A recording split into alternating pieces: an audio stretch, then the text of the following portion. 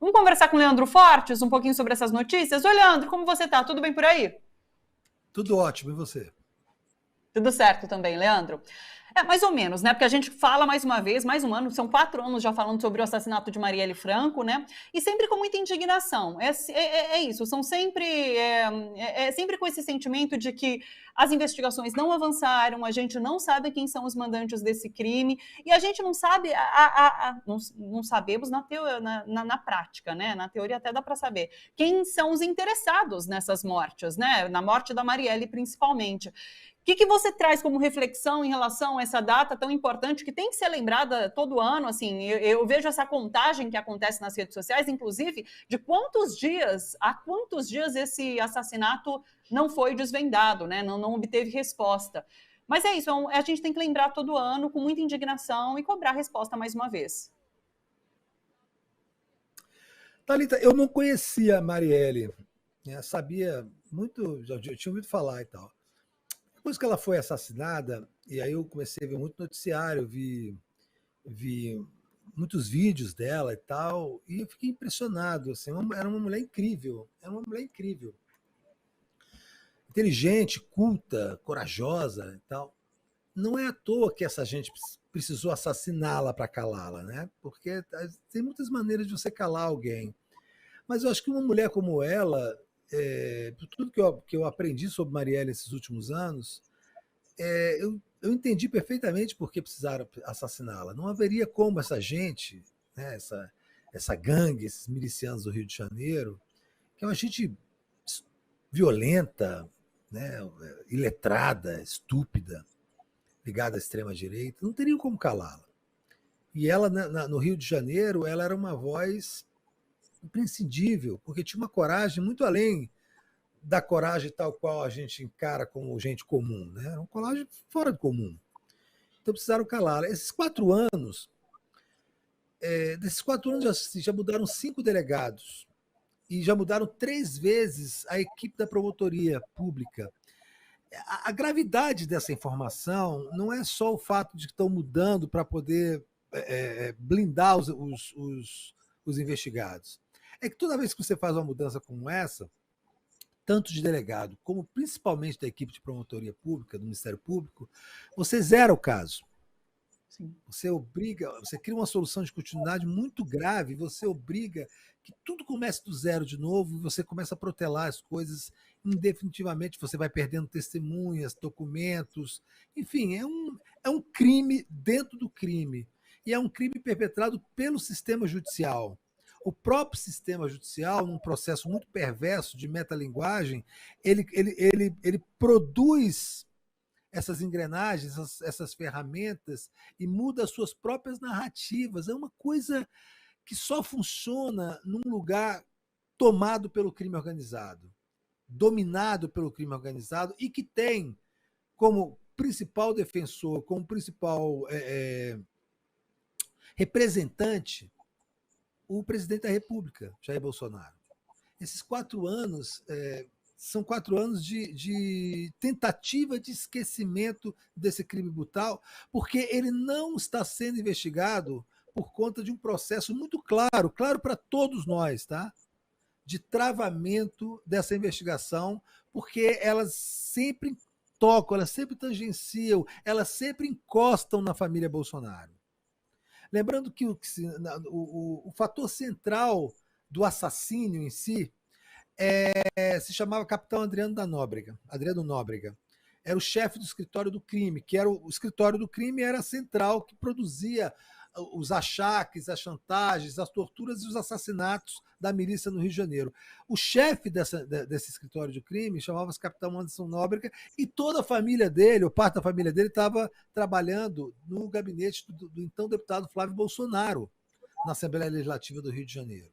Anderson Nóbrega foi assassinado pela PM da Bahia numa clara queima de arquivo, mas a família dele trabalhava para o Flávio Bolsonaro no esquema de rachadinhas, que é um esquema que a gente sabe hoje que é um esquema miliciano, tocado por milicianos, dentro da cultura miliciana de apropriação de recursos públicos, né, de peculato. Então, assim, tudo se aproxima do Bolsonaro. No condomínio Vivendas da Barra, onde mora o Bolsonaro, a família do Bolsonaro, onde eles têm casa, né? E para onde eles deverão voltar quando forem defenestrados do Palácio do Planalto, o vizinho está envolvido na morte do Bolsonaro. O vizinho é apontado como um dos assassinos. Quem autorizou os comparsas dele, o comparsa dele a entrar no Vivendas da Barra, segundo o porteiro, chamado Alberto Jorge, o porteiro do Vivendas da Barra declarou à Polícia Civil e ao Tribunal de Justiça do Rio de Janeiro, quem autorizou a entrada do comparsa do assassinato foi o seu Jair. Jair Bolsonaro, só tem um Jair no condomínio, chama-se Jair Bolsonaro. Por ter falado isso, esse porteiro desapareceu. Eu queria muito saber onde é que ele anda.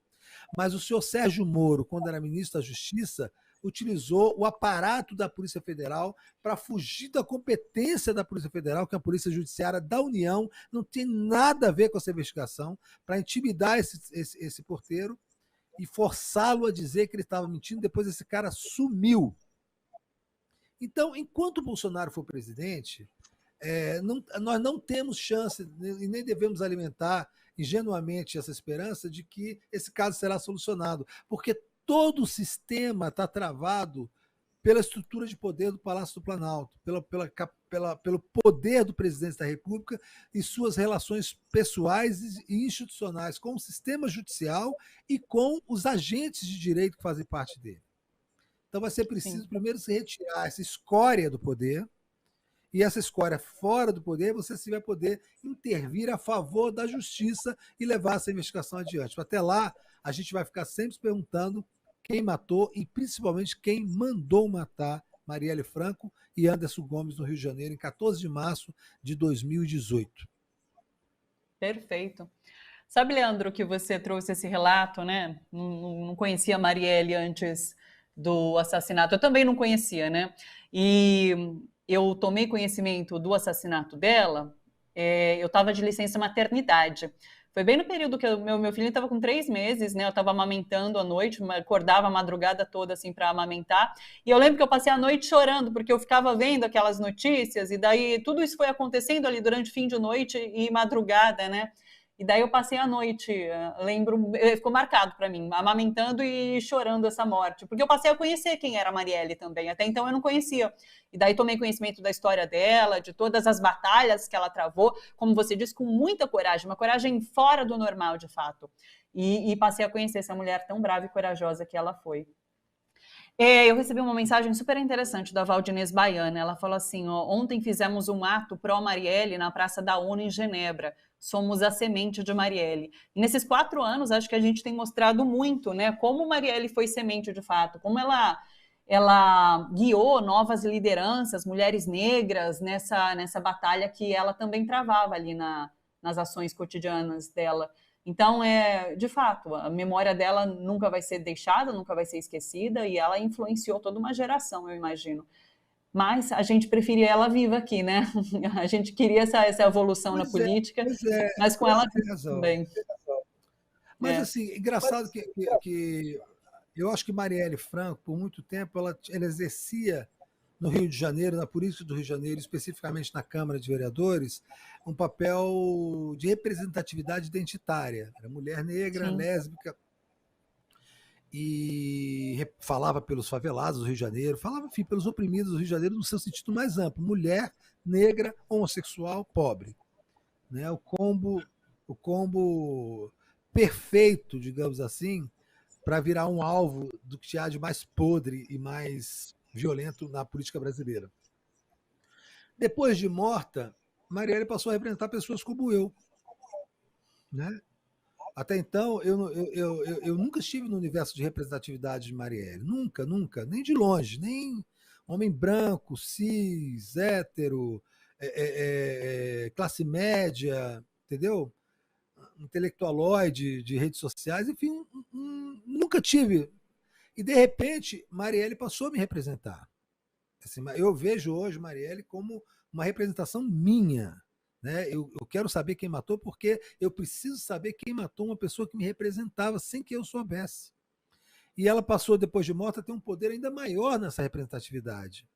Ela representa a democracia brasileira, ela representa a necessidade de justiça, a necessidade de reforma no Poder Judiciário, enfim, ela tem um valor simbólico depois de morta, Thalita, que não dá para ser dimensionado, aí sim, só numa geração. Né? A importância do papel de Marielle hoje é uma importância histórica e que a dimensão dela vai ser definida pela história, ainda daqui a muito tempo ainda. Então é muito importante que todos nós, todas as pessoas estejam engajadas nessa luta para dizer quem matou Marielle, para que ela possa, primeiro assim, a memória dela não fique só estabelecida pela morte dela, mas Sim. pela vida e pelo significado que ela trouxe para todo mundo depois que ela morreu. Então eu quero muito que esse boca podre, esse sujeito objeto, esse rato, saia do Palácio do Planalto e as coisas comecem a caminhar de novo e haja uma investigação séria para que sejam punidos e a gente descubra quem mandou matá-la. Assim, não é à toa que estão travando tanto essa investigação, porque sempre ela tangencia os interesses da família Bolsonaro. Não estou dizendo que eles mandaram matá-la, mas ela sempre tangenciou os interesses, assim, de uma maneira que, de certa forma, todas as pessoas ligadas ao assassinato dela, a que nós sabemos até agora, têm alguma ligação, sim, com a família Bolsonaro. Todas elas. Então, é claro que isso tem que ser investigado de outra forma, da maneira como está sendo feita, não tem jeito. E é tão premente essa necessidade que, enquanto isso não acontecer, esses monstros, esses substratos do bolsonarismo, como o Daniel Silveira, esse deputado bombado, que tem um cérebro de amendoim, que foi preso porque estava ameaçando de morte ministros do STF, assim, esses caras viveram, quer dizer, se criou um núcleo político que, além de tudo, passou a viver do assassinato de Marielle, de transformá-la, de desqualificá-la, de desqualificar a sua memória, de minimizar os fatos, enfim, de elogiar o assassinato dela, fazer um elogio ao assassinato dela. E essas pessoas, elas dependem, elas sobrevivem graças a essa impunidade. Então, quando essa impunidade acabar, quando essa impunidade se encerrar, todo esse sistema cai junto com ela. Essas pessoas todas voltam para os seus bueiros ou vão para a prisão como merecem ir. Uma comparação que dá para se fazer muito bem é em relação aos torturadores e assassinos da ditadura militar. Como não estabelecemos nenhum regramento de punição para eles, eles não só sobreviveram ao fim da ditadura e viveram bem, muitos morreram tranquilamente com aposentadorias públicas e alguns sendo até louvados, né, então, como eles geraram frutos, geraram uma geração de gente mais nova que, como não havia punição e como acham que eles fizeram um trabalho que era importante, passaram a louvar a tortura e estão prontos para, se haver um regime de exceção, uma nova ditadura, há torturadores prontos para trabalhar. Então, se você não mata o mal no início, você dá espaço para esse ovo dessa serpente ele chocar e ele fica transitando pela sociedade e quando o ambiente se torna fértil, eles aparecem, que é o caso clássico do bolsonarismo, essas pessoas horríveis, essa escória da sociedade que a gente nem sabia que existia. Isso o que é o fruto? É fruto da impunidade, porque se tivessem punidos os seus gurus, né, os seus exemplos, a gente não estaria vivendo esse momento. Então a gente não pode repetir com Marielle o erro que a gente cometeu, por exemplo, com os ditadores e os torturadores da ditadura militar.